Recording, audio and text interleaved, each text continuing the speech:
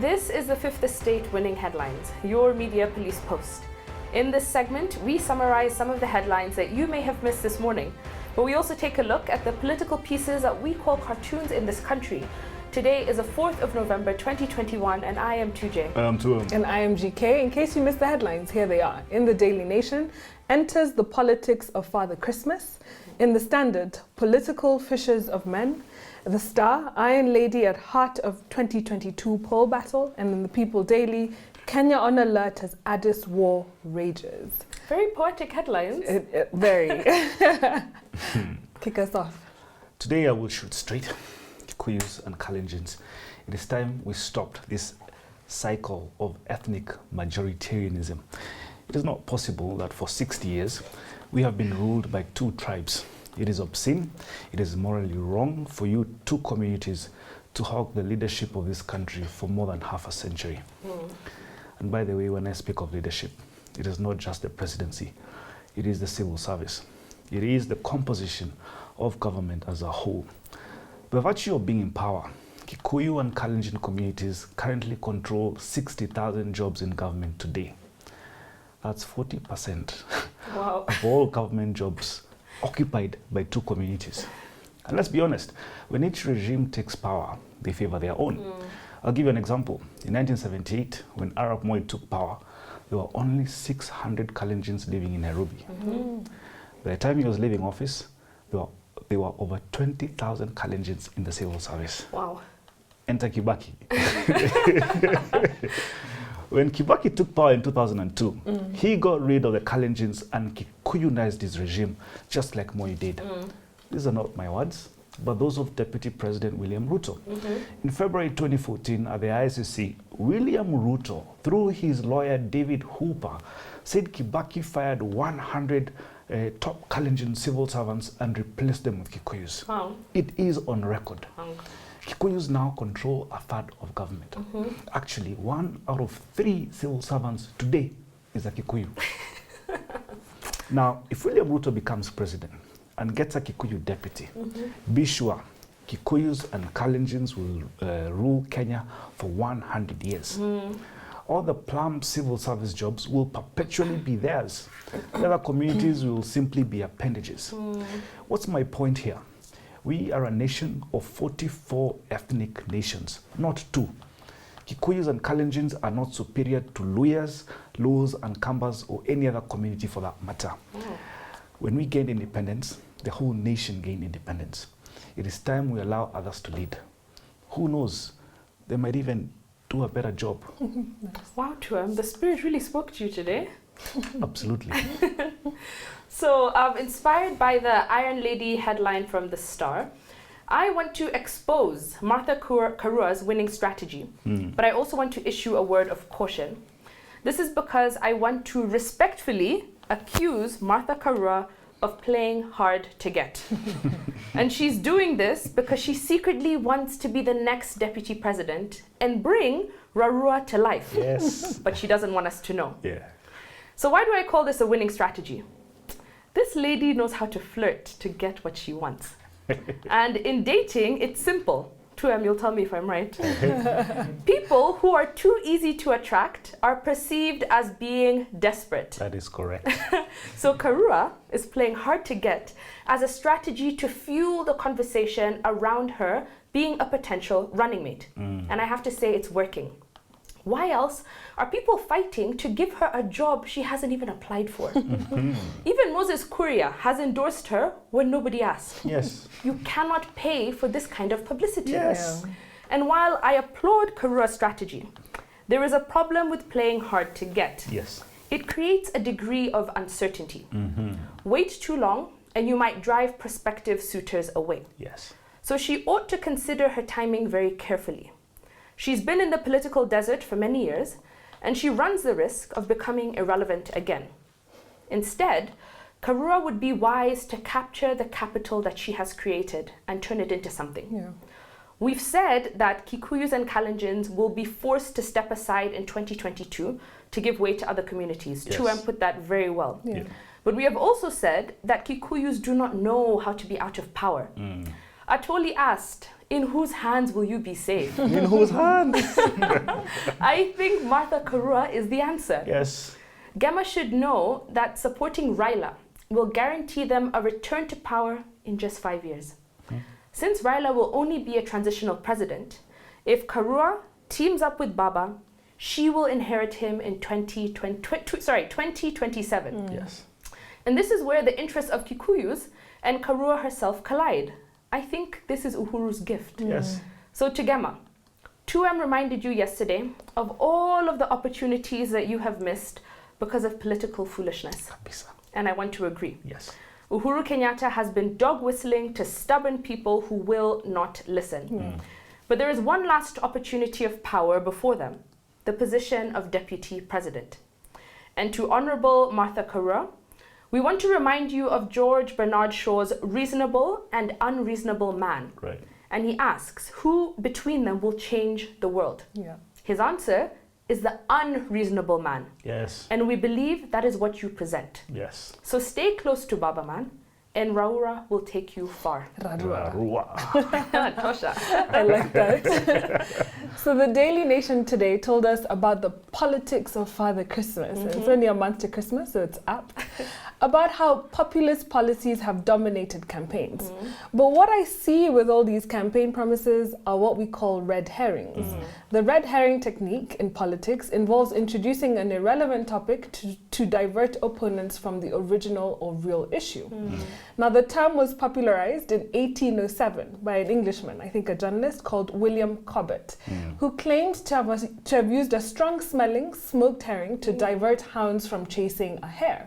Now, herrings are not red until they are smoked. But my point is that these campaign goodies are simply red herrings. They're distractions. None of these goodies on offer will be effective if our politics is not fixed. Yeah. I.e., if there's no political stabilization, nothing will come of them. Yeah. So on Madaraka Day this year, the president told us that for us to secure what we have achieved in 58 years, we must not make politics the heat and light of our national existence. Absolutely. Instead, we must endeavor to pursue political stabilization by any means necessary. Yeah. Stability is the lifeblood of our republic. Correct. What we have built for 58 years can be destroyed in one day of political instability. Yes. Now, RUTO is offering an obvious red herring. While Kenyans focus on this hustler narrative, they are distracted from his rogue and tyrannical version of politics. For instance, while being distracted by wheelbarrows, many missed the big revenue gains that BBI had to offer for Kenyans. Yes. Those from the mountain especially ended up being the biggest losers. Yeah. Now, RUTO, just like Julius Caesar, has prioritized personal influence and prestige over the public good. The fact that RUTO shies away from alliances or even party coalitions shows how he is his religion, hating anyone who might deny his desires. Yes. What we need to do is approach the next election, based on strong fundamentals and not red herrings. Yeah. We need to ask hard questions. What does Kenya need at this political moment? If RUTO has buried us in division, who is offering us a way out? If we declare that we are more than the two tribes that have ruled, is Raila promising Kenyans a Mandela moment, a one-term presidency, as we figure out this transition? And should we not take him up on this offer? Now, in this political moment, Kenya needs a leader who is naturally tempered by the wisdom and good judgment that comes with years of experience. If Kenyans, especially those from the mountain, let another red herring distract them, they will inevitably suffer a serious case of buyer's remorse in 2022. Oh. God forbid. So there's some food for thought. We have a 3-part criteria that we normally use to break down the headlines and judge them. We ask, are they topical or speculative? Are they repetitive or groundbreaking? Are they thoughtful or just plain lazy? I think, as you said, all poetic. I'm leaning towards either the Star, the Iron Lady, or the politics of Father Christmas, just because I love Christmas. I thought it was quite funny. Iron Lady one. Iron Lady? Iron Lady? Yeah. There you have it. Rarua gives us our winning headline. And now our final thought. It is inspired by a book entitled The Selling of the President by Joe McGuinness. Sorry, say that title again? The Selling of the President. Yeah, that was quick. So in 1968, during Richard Nixon's campaign for the presidency, journalist Joe McGinnis followed candidate Nixon on the campaign trail and wrote this book the following year. It then became this huge success and made the then 26-year-old McGinnis the youngest living writer to ever make the New York Times bestseller list then.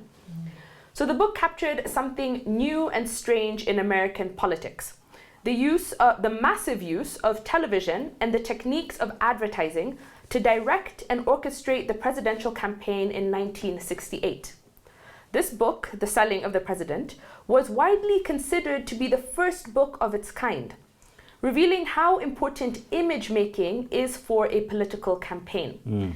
And this serves as a prime example of how politicians must carefully devise an image to the voters in order to gain their vote and their trust. Yeah. So in the press, Nixon became known as Tricky Dick. He was a deeply insecure man who possessed a persecution complex. He thought that everybody was against him. And this shaped his interactions with political opponents and the press, which the public did not react well to. Correct. And in the age of TV and media, he came across as dark, vengeful, and scheming. Yes. In fact, many felt that he had lost the previous election in 1960 to JFK because of the televised debates, where this very handsome and easygoing Kennedy appeared better on the screen than the tense and intellectual Nixon, who was sweating under the lights of the TV and whose expressions gave him this dark and sinister appearance. Yes. And so, as he contemplated this new run at the presidency in 1968, Nixon's advisors contemplated a bold new strategy based entirely on television. He could not do it through the press, the author writes. He knew what to expect from them. He would need experts. They would have to find the proper settings for him, or if they could not be found, they would manufacture them. Yes. And this strategy completely worked. Yes. Nixon won the presidency in part due to these changes and manipulations. But 53 years later, going back to one of the first media-driven campaigns, you can see the influences that it had on the digital age of political websites, blogs, Facebook, and Twitter. But I was just thinking, as the audience on the receiving end of this, we must always remember that a lot of this isn't real. It's created specifically to control your perception of reality. That's correct. I think something we always say is Twitter isn't real, so just be aware of that. It's not real life. Absolutely. You know, this Republican presidential candidates have really never been the type American mainstream media have always accepted. They always seem to have this likable buffoonery that Democrats find offending. Okay, like Trump. Like Trump. Now, 2J, as you have said, Richard Nixon, who actually became known as Tricky Dick, had a dark, angry side to his personality, which did not resonate well with voters. And that's because his TV persona was dreadful. Man had a permanent frown every time he appeared on mainstream media. Yes. The only solution to this print and TV look was a choreographed performance on TV. Now, Nixon had to be scripted. There was no way Nixon would have won the election if mainstream media had been the only medium left to package him. Yeah. Another Republican who was also massacred by mainstream media for her persona and remarks was Sarah Palin in the 2008 presidential election. Yeah. Mainstream media roasted her for her many gaffes on screen. She really used to say very dumb stuff until her advisors changed tact and began to script all her appearances. Some of the stuff Sarah Palin said while campaigning. When supporting her campaign on abortion, she said, "I think anyone who's a grandparent really starts looking further down the road. We start thinking about things like the $17 billion debt that our nation is under and what we are going to hand, and we're going to hand that to our grandkids for them to pay off." You know, she was basically saying, I mean, if we have this kind of debt, it's good to let's abort all our kids. Oh my goodness. No one that never became president. Lastly, some words of advice to Baba from Raymond Prince, Nixon's media advisor. He says voters are basically lazy, basically uninterested in making an effort to understand what we are talking about. Reason requires a high degree of discipline, of concentration. Impression is easier. Reason pushes the viewer back. It assaults them. It demands he agree or disagree. Impression, however, can envelop them invite them in without making an intellectual demand. The emotions are more easily aroused, closer to the surface, more malleable. Now, Nixon had to come across as a person larger than life, the stuff of legend. People are stirred by the legend, including the living legend, not by the man himself. It is the aura that surrounds the charismatic figure more than it is the figure itself that draws the followers. Our task is to build that aura. So let's not be afraid of television gimmicks. The voters, get the voters to like you, and the battle is 2/3 won. Nice. Yeah. I like that. I really enjoyed this book. One of the things or the key takeaways was that image is more important than reality. And he says that in adverts, you're basically trying to get people to buy a consumer product. In politics, candidates are trying to make voters make a psychological purchase. And so the whole time, he tells us how Nixon's personality and all these online personas are curated. And I think that was really useful. But he tells us that there were 2 general guidelines that they used. First, it was imperative that they knew the main thrust of their message, which was, more than any other Republican candidate for the presidency, Nixon will know what has to be done. He has the experience. He'll know the best way to get it done. So it's imperative that this come through all their advertising. And I think he said that if every single piece of advertising that they put out did not reflect this, then it wasn't doing its job. And they used 2 general guidelines. One, the style of advertising must be appropriate. So you cannot be too over gimmicky, you can't use too much. You have to find just the right thing to make him look affable, likable to the American public. And they said that, you can use the imaginative approaches, but beware of over creativity so that it doesn't feel like the actual advert. And then the one thing they always said is we must not forget that the average Republican was just eliminating other Republicans. So if Nixon had the best chance, all you had to do was show him in the best light. And I think that's what they really did well as a team. And they used something called endorsements. So no advertising, they say, will ever have the influence that a friend's opinion has. When your friend says, this is the best car I've ever owned, no Ford or Volvo or Porsche advert will give you that. It's your friend's opinion, which you value really highly. And they call this the prior approval factor. And so you got average Republican voters sort of telling each other, if this guy must like Nixon, then I think I should also start to like Nixon as well. So it was that approval factor, the nudge to like him some more based on other people. The other thing was how they curated TV for Nixon. So they organized a series of debates around the country, but they made sure that the audience was full of Republican voters. And they sprinkled maybe a black person or someone who's of a different, not a Republican, a bit of diversity. Just for diversity, but not actually for them to speak. Their questions were always really formatted and curated to make Nixon look and sound good. One interesting tidbit, they did a study that examined the impact of applause, like clapping, in a presidential debate. So they looked at the 1984 debate between Reagan and a guy called Walter Mondale. And so Reagan at the time made jokes at the expense of his opponent. And, the audience laughed and it was, lots of clapping and everyone thought Reagan did really well in that debate. Now they take the same debate and they show it to another audience and they remove the audience applause. Now with this, they thought that Walter actually had a better debate session than Reagan did. And it's actually for this reason that public clapping, or the public, is forbidden from applauding when they're in the presidential debate. That no longer happens. So that was something that I took away from this book, Selling the President. I think our candidates will do well. I really like that point because it basically tells you that the crowds mean nothing. Right? Take away the crowds, what is left? Absolutely. Nothing. Exactly. Good point. So on a day where we had a winning headline from the Star, I want to leave you with this. Politics is only minimally a rational science.